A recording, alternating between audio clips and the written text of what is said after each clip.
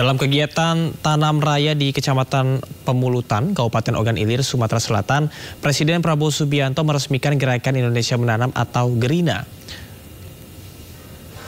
Prabowo meninjau langsung pengembangan 105.000 hektar lahan rawa yang kini disulap menjadi sawah produktif menggunakan teknologi pertanian modern, termasuk drone penebar benih. Prabowo mengungkapkan bahwa proyek ini ditargetkan akan menaikkan produksi padi di Sumatera Selatan dari 3 juta ton menjadi 4 juta ton per tahun atau naik 25% hanya dalam 1 tahun.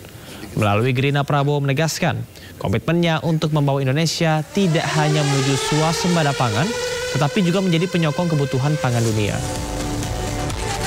Program Gerakan Indonesia Menanam secara resmi telah diluncurkan. Bulan Maret yang lalu saya jumpa dengan Ustadz Adi Hidayat di Istana Kepresidenan, Istana Merdeka di Jakarta, dan beliau menyampaikan merencanakan peluncuran Gerakan Indonesia Menanam.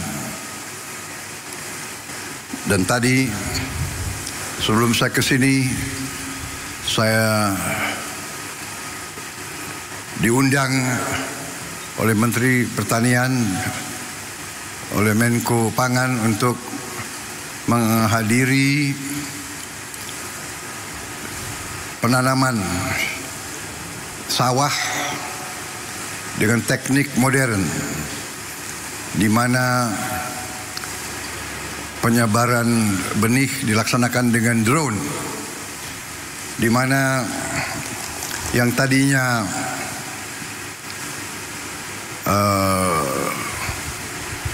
1 hektar membutuhkan 25 hari diolah.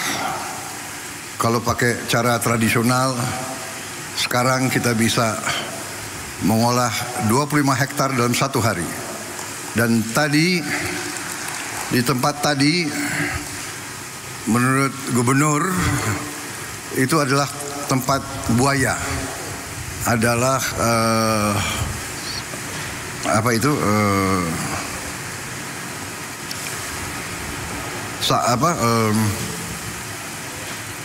rawa, daerah rawa. Tapi sekarang ini akan menjadi lahan sawah 100.000 hektar.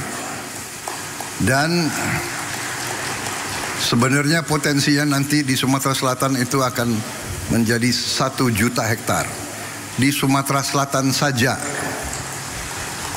Dan sebagian besar itu adalah rawa, daerah lahan-lahan yang sekarang tidak produktif. Presiden Prabowo Subianto meluncurkan Gerakan Indonesia Menanam di Kabupaten Banyuasin, Sumatera Selatan. Gerakan Indonesia Menanam yang diinisiasi oleh Ustadz Adi Hidayat ini diharapkan memperkuat ketahanan pangan nasional melalui partisipasi aktif masyarakat. Lantas, bagaimanakah konsep Gerakan Indonesia Menanam dan sejauh mana dapat memperkuat ketahanan pangan nasional?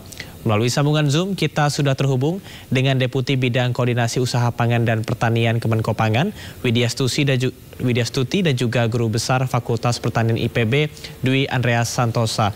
Selamat malam, Bapak dan Ibu. Selamat malam. Selamat malam, Mas. Ya. Baik, saya akan ke Ibu Widya Stuti terlebih dahulu. Bu Widi, kalau kita melihat dari Gerakan Indonesia Menanam, apa sebetulnya alasan penting dilakukannya hal tersebut? Ya, Gerakan Indonesia Menanam ini kan diawali tadi dari inisiasi dari Ustadz Adi Hidayat. Jadi di mana kalau program dari Pak Presiden, yaitu salah satunya melalui Astacita pencapaian swasembada pangan, yang terpenting kita adalah ketahanan pangan itu harus tercapai terlebih dahulu. Nah, ketika di ketahanan pangan ini dukungannya otomatis dari skop yang terkecil itu harus ada.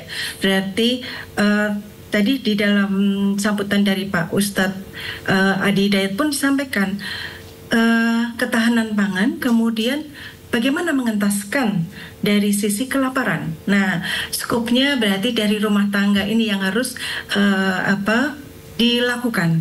Nah, potret selanjutnya berarti visi dukungan yang kuat ke depan. Nah, Itu yang bisa kita sampaikan, berarti kita memotretnya dari sisi untuk dukungan Indonesia menanam ini, berarti dari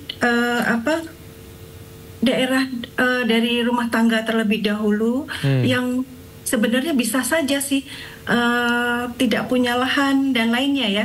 Jadi tadi kalau ada programnya yang namanya Si Opung dan Si Cepot ya, karena kan ini benar-benar satu teknologi yang mengoptimalkan bagaimana bisa menanam dan menghasilkan dengan keterbatasan lahan, yaitu misalnya punya kolam, berarti di bawah untuk kolamnya, yang atasnya bisa untuk nanam padinya, ada pakai bambu-bambu untuk batasannya sehingga bisa naik. Atau yang tadi Si Cepot dengan pot-pot untuk optimalisasi. Seperti itu. Baik, ini konsep yang cukup menarik. Saya akan coba ke Prof. Dio Andreas. Melihat gerakan Indonesia Menanam, sebetulnya menurut Anda seberapa efektif bahwa kegiatan ini bisa mendukung ketahanan pangan? Ya gini Mas, apapun semangat Presiden ini harus kita apresiasi. Dalam arti Presiden mencoba untuk menggerakkan semua lini untuk menanam. Atau dalam arti kata apa, supaya kita tidak terkendala terkait dengan ketahanan pangan kita ke depan.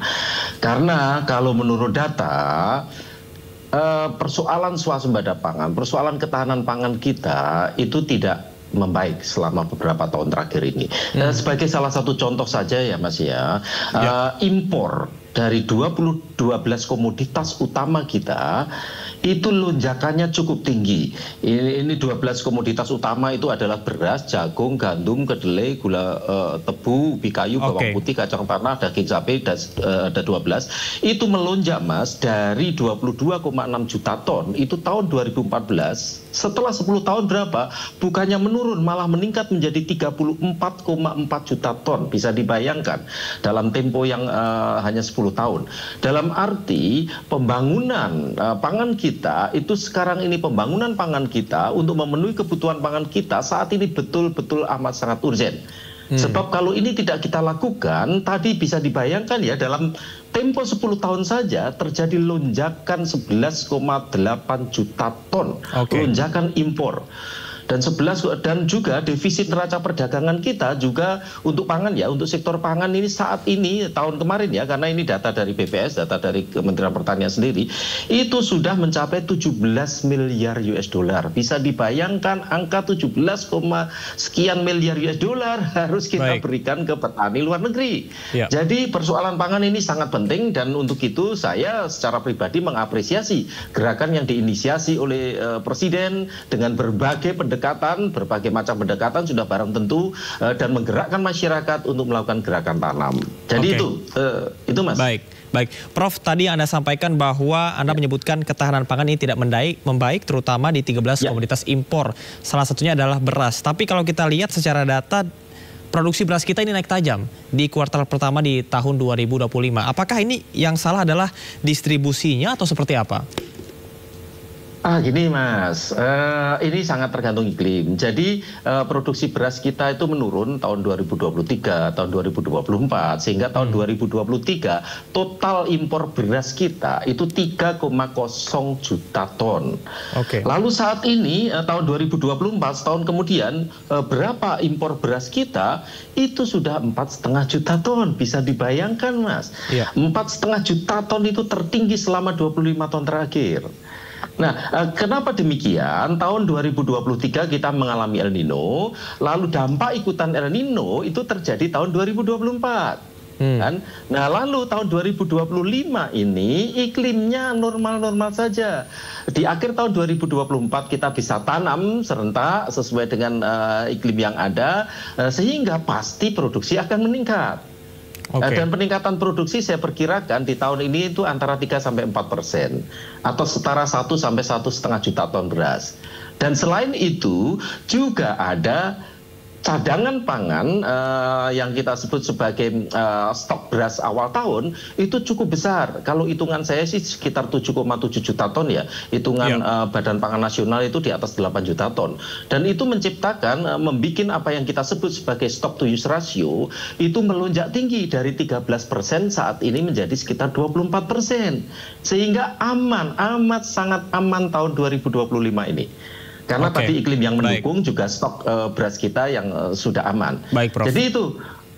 Ya, baik. Saya akan ke Bu Widya Stuti melihat dari apa yang disampaikan oleh Prof tadi, bahwasanya adanya peningkatan impor beras dan sementara pada tahun ini, pada kuartal pertama, produksi beras kita naik. Apa yang akan dilakukan ataupun juga strategi apa yang dilakukan oleh Kemenkopangan untuk memastikan bahwa produksi itu bisa tersalurkan merata ke masyarakat? Ya, jadi terkait kebijakan dari Kemenkopangan untuk support pemerataan atau dari kebutuhan dari cadangan pangan, otomatis yang pertama mesti dilakukan sosialisasi atau penyebaran informasi keberadaan bahwa memang stok beras itu ada dan cukup. Seperti itu. Jadi beberapa kali Pak Menko dengan beberapa menteri sudah melakukan rakortas dan menginformasikan kecukupan untuk komoditas beras. Nah, kemudian hal itu juga disampaikan, disinergikan dengan kementerian yang terkait, dalam hal ini dengan Kementan, kemudian dengan Bappenas dan lainnya untuk support terkait hal tersebut. Dan untuk pencapaian kecukupan tersebut kita juga melakukan beberapa kebijakan. Yang pertama dilakukan kemarin oleh Pak Menko, di mana proses distribusi pupuk, karena ini kan support untuk proses pencapaian produktivitas, berarti kan dilihat dari keberhasilan ya, dari keberhasilan dari proses tanam dan panennya tersebut. Salah satunya adalah yang selama ini dinyatakan bahwa pupuk itu kadang tidak tepat waktu atau boleh dibilang hilang. Nah, ini dikarenakan beberapa proses yang panjang atau mengular. Nah, ini yang kemarin dilakukan dengan rakortas, dan kita sudah selesaikan peraturan Presiden nomor 6 tahun 2025 terkait tata kelola pupuk bersubsidi. Nah, ini untuk support bagaimana petani yang memang berhak mendapatkan pupuk dengan pupuk subsidi dengan kondisi di mana dia mempunyai keterbatasan dari lahan. Lalu, baik. Itu baru satu. Silakan. Lalu kemudian juga dilakukan, karena kan kalau pupuk sudah ada, kemudian lahan memang ada atau ternyata irigasinya kan selama ini juga irigasi sudah ada, mungkin di zaman Orde Baru atau di zaman pemerintahan Belanda itu sudah dibangun, tetapi ada beberapa yang rusak. Nah, hal ini yang kemudian juga kita sinergikan dengan kementerian terkait, dalam hal ini Kementerian PU untuk support di dalam pembangunan, di dalam percepatan pembangunan, peningkatan rehabilitasi, operasi dan jaringan irigasinya.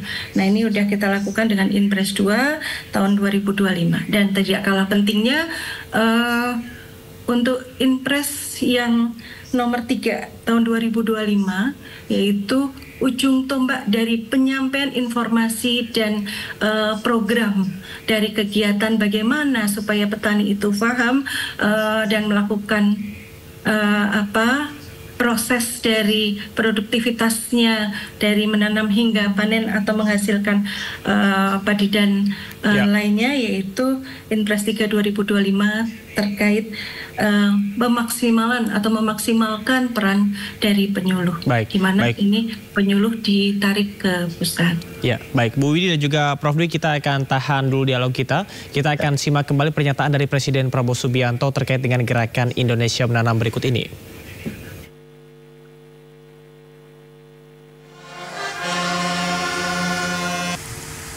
Bulan Maret yang lalu saya jumpa dengan Ustadz Adi Hidayat di Istana Kepresidenan, Istana Merdeka di Jakarta, dan beliau menyampaikan merencanakan peluncuran gerakan Indonesia Menanam. Dan tadi sebelum saya ke sini, saya diundang oleh Menteri Pertanian, oleh Menko Pangan untuk menghadiri penanaman sawah dengan teknik modern, di mana penyebaran benih dilaksanakan dengan drone, di mana yang tadinya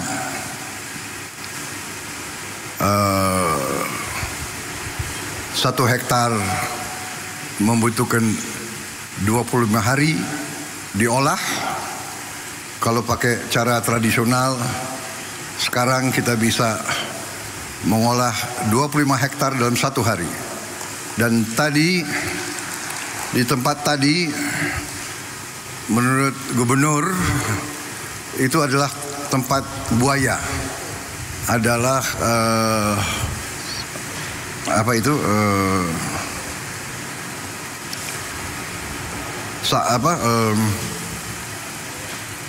rawa, daerah rawa. Tapi sekarang ini akan menjadi lahan sawah 100.000 hektar. Dan sebenarnya potensinya nanti di Sumatera Selatan itu akan menjadi 1 juta hektar.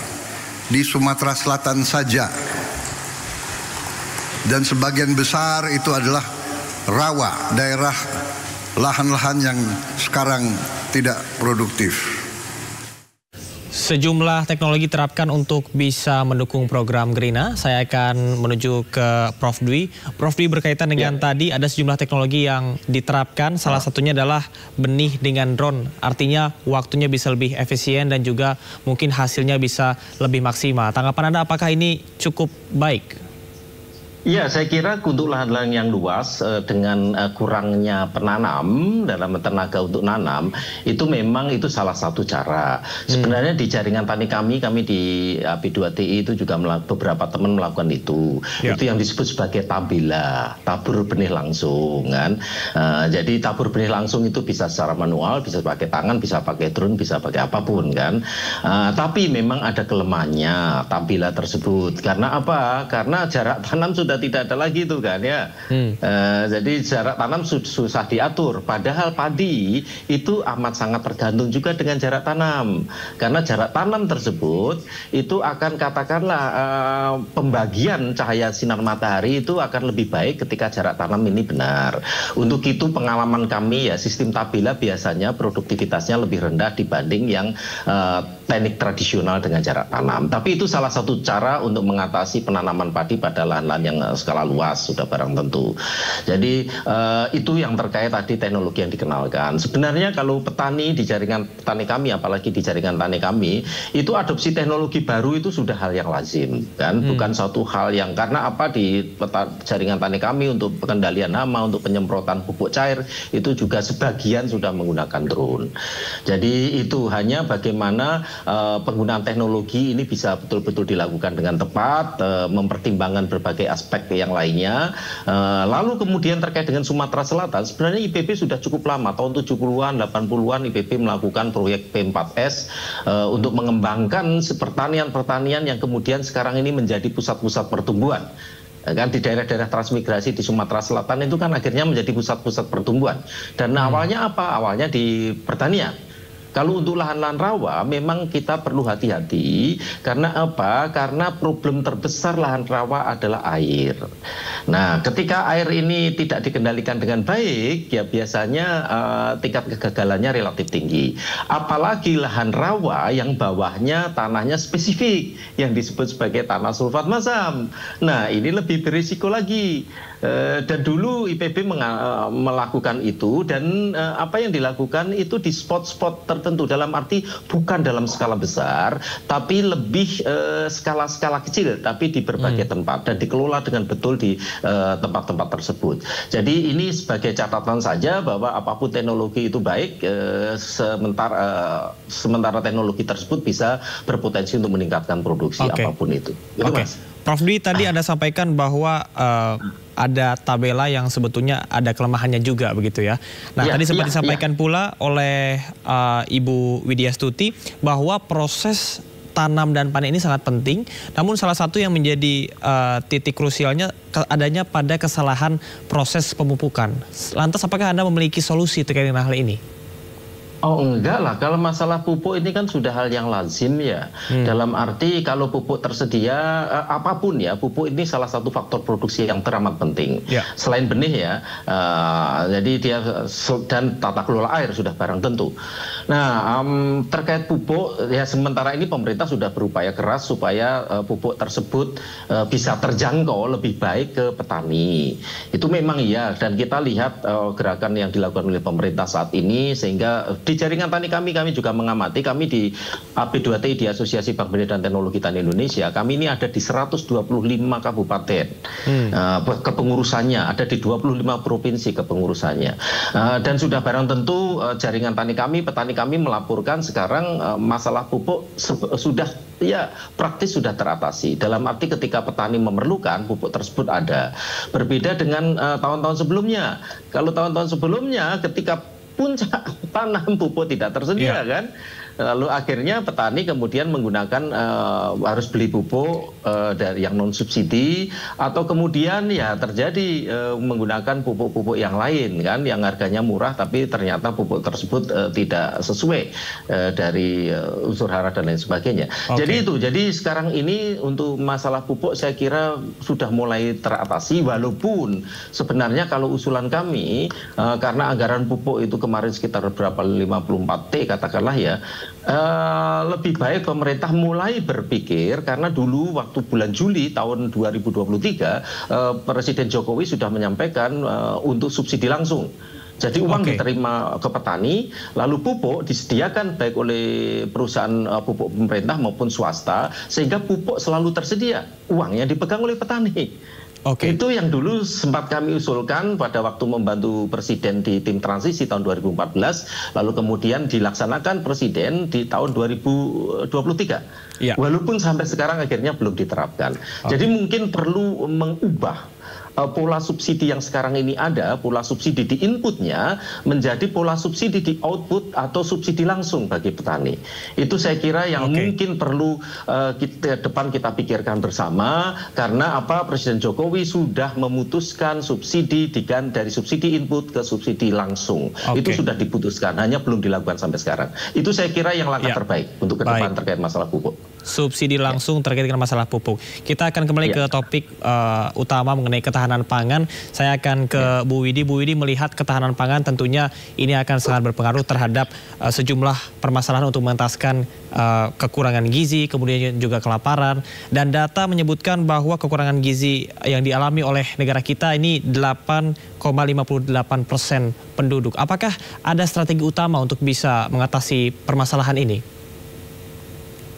Ya, terkait dari kekurangan gizi ya. Jadi sama sebagai di Kementerian Koordinator Pangan, berarti kita melakukan koordinasi terlebih dahulu.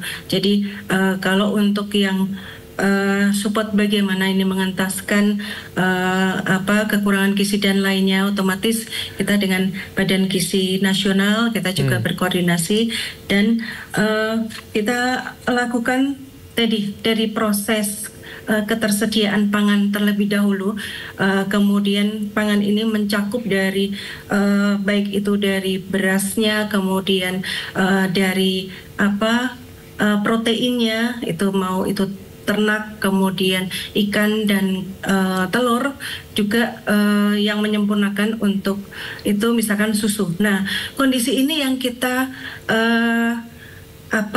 siapkan. Jadi kita siapkan dalam hal ini kita koordinasikan dengan kementerian terkait. Jadi dari misalkan di Kementan ini ada yang menanganin untuk tanaman pangan. Berarti kita banyak berkoordinasi terkait ketersediaannya, kemudian juga dengan kecukupan untuk daging untuk protein, baik itu daging sapi ataupun ayam dan lainnya, juga untuk telur. Nah, ini juga kita koordinasikan. Jadi kita petakan, kemudian posisi apakah ini sudah cukup, jadikan penentuan ke semacam kayak untuk produktivitas di bulanannya hingga 1 tahun itu seperti apa dan lainnya, ini kepotret. Nah, juga dengan untuk susu. Nah, kemudian kita koordinasikan untuk pemerataannya tadi dengan Badan Gizi Nasional untuk makan bergizi gratis dan lainnya, ini juga dilakukan. Nah, ini memang melalui beberapa tahap ya. Jadi dari BGN juga menyiapkan beberapa langkah dari SPPG dan juga persyaratan-persyaratan di wilayah mana masing-masing. Jadi memang semuanya bertahap terlebih dahulu. Oke, baik, ada koordinasi yang dilakukan ya Bu ya. Baik, koordinasi yang dilakukan. Baik, Bu Widi, masih menyambung dari apa yang Anda sampaikan mengenai kekurangan gizi. Tentunya program makan bergizi gratis ini menjadi salah satu hal yang bisa dikaitkan. Sebetulnya sampai dengan saat ini apa indikator keberhasilan dari program makan bergizi gratis yang sudah dilaksanakan sejauh ini? Dari beberapa tahap yang sudah dilakukan di beberapa daerah, ya, dirasakan oleh penerima atau dalam hal ini adalah siswa ya, baik di tingkat mau TK, kemudian SD, SMP dan SMA, mereka memang merasakan itu adalah sesuatu hal yang menjadi sisi positif. Ini kita melihat dari si penerima. Ya. Lalu kemudian kalau dari keberhasilan yang memang kita masih semuanya step by step, yang ini karena hal yang memang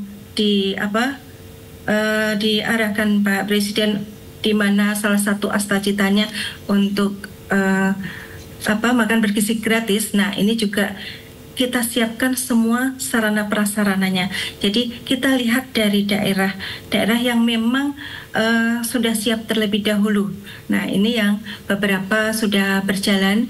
Jadi kesiapan kelembagaannya dan lainnya. Ini memang ada beberapa tahap yang memang harus dilakukan dan kita siapkan terus. Oke, baik. Saya akan ke Prof. Dwi, masih dalam konteks yang sama berkaitan dengan mengentaskan kelaparan dan juga kekurangan gizi terkait dengan program makan bergizi gratis. Apakah IPB memiliki saran sebetulnya sistem pangan nasional seperti apa yang harus dilakukan untuk bisa memaksimalkan program MBG ini?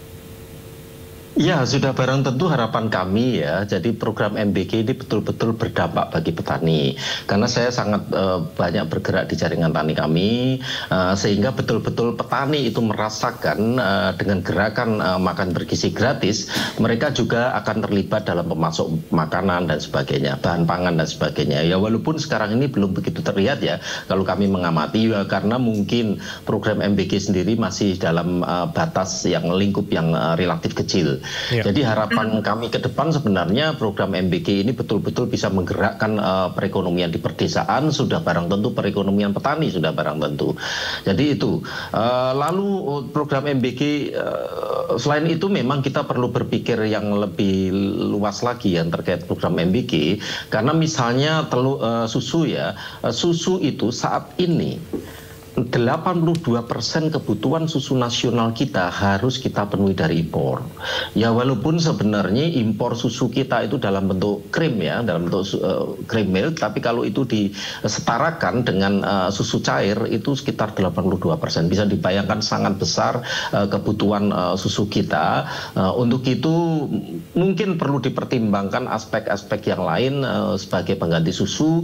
Sedangkan kebutuhan-kebutuhan lainnya misalnya telur ya, telur kita berlimpah, bahkan surplus telur tahunan itu bisa sekitar 200.000 ton.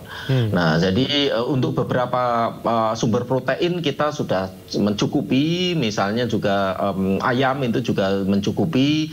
Lalu kemudian sudah barang tentu yang perlu kita pikirkan adalah tambahan-tambahan yang lainnya, misalnya sayuran ataupun buah dan lain sebagainya. Ya. Selain itu tadi yang telur ini menjadi komponen teramat penting, hanya sayangnya saat ini 82% 82% kebutuhan susu. Ini 82% kebutuhan susu kita harus kita penuhi dari luar negeri. Itu saya kira yang perlu menjadi perhatian penting pemerintah, karena apapun susu menjadi komponen teramat penting dalam makan bergizi gratis itu. Baik, terima kasih Prof. Dwi dan juga Ibu Widi. Dan kita harapkan bahwa ketahanan pangan yang dilakukan dengan program ini bisa terus dilaksanakan sembari dengan koordinasi yang dilakukan dengan sejumlah stakeholder. Terima kasih kepada Deputi Kemenko Pangan Widya Stuti dan juga Guru Besar IPB Dwi Andreas Santosa. Salam sehat. Terima kasih. Salam sehat juga. Salam sehat, Pak Dwi. Salam sehat. Iya, Bu.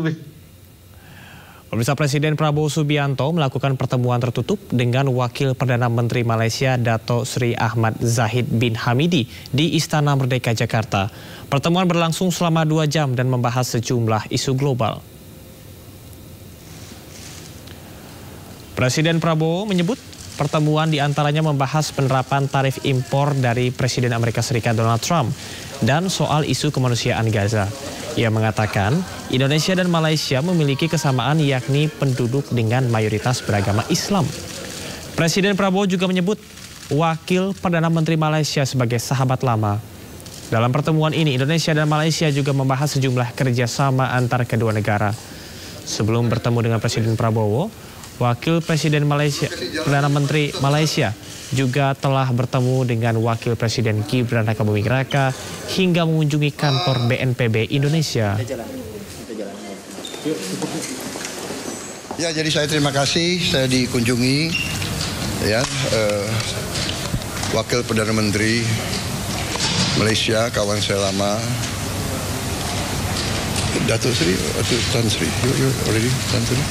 Zahid Hamidi. Zahid Hamidi. I must be careful. Jadi Pak Zahid Hamidi, sahabat lama. Jadi ya ini nostalgia lah, banyak bicara.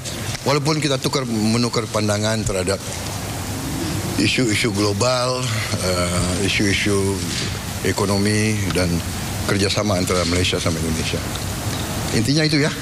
Oke, Pak, soal isu ekonomi membahas soal penerapan tarif Trump juga nggak sih, Pak? Ya, bagaimana kita nggak bahas? Itu kan lagi rame, saat dunia lagi bahas. Ya. Menteri Sekretaris Negara Prasetyo Hadi buka suara usai dirinya ditunjuk Presiden Prabowo Subianto sebagai juru bicara Presiden. Mensesnek juga menampik perihal isu reshuffle Kepala Komunikasi Kepresidenan Hasan Nasbi. Ajukan Mas Pras sebagai jubir, ini konfirmasinya Mas boleh? Enggak, sekali lagi seperti yang sudah saya sampaikan, saya ini diminta untuk ikut aktif membantu. Di kantor komunikasi kepresidenan tetap ada, tetap menjalankan tugas seperti biasa. Nah, saya selaku Mensesnek diminta oleh Bapak Presiden diminta untuk ikut aktif membantu, termasuk menteri-menteri teknis lainnya untuk menyampaikan program-program pemerintah, apa yang sedang dikerjakan oleh pemerintah, sedang direncanakan oleh pemerintah, termasuk keberhasilan dari program-program tersebut.